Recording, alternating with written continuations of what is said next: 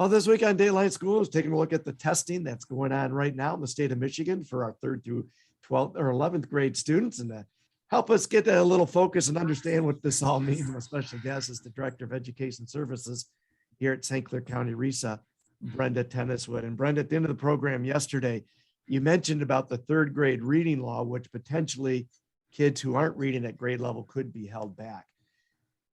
Is that going to be taken full effect now with the pandemic and everything that we're seeing, where our kids have lost so much learning because of the pandemic? Yes, the provisions of the Read by Grade 3 law are all in effect this year. The positive impact of that law is all the interventions and really the careful monitoring, which our districts historically have done. But obviously it's much more formal now in terms of districts have to do it. And our districts do a fantastic job of really assessing kids again throughout the year, not just at the M-STEP, and then trying to intervene early with multiple interventions. So our goal is that all of our 3rd graders are successful on the M-STEP.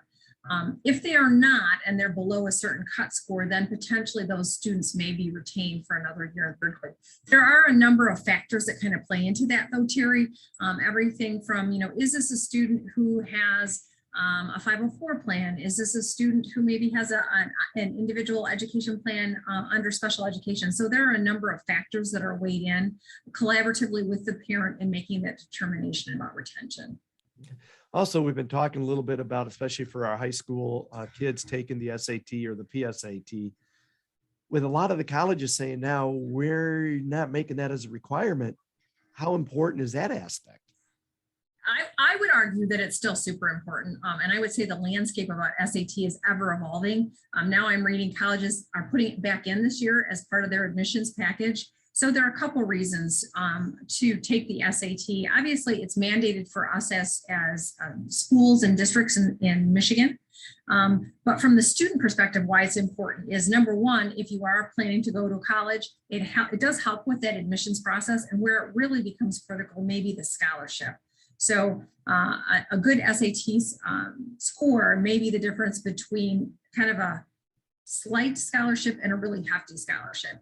The other piece that I've actually started to see it be used a little bit more too is even on resumes, as some of our business leaders are looking for interns, asking students for their SAT scores to get some glimmer of academic ability and achievement at the school level. So still a number of good reasons to take the SAT and to really try students to try their best on the SAT.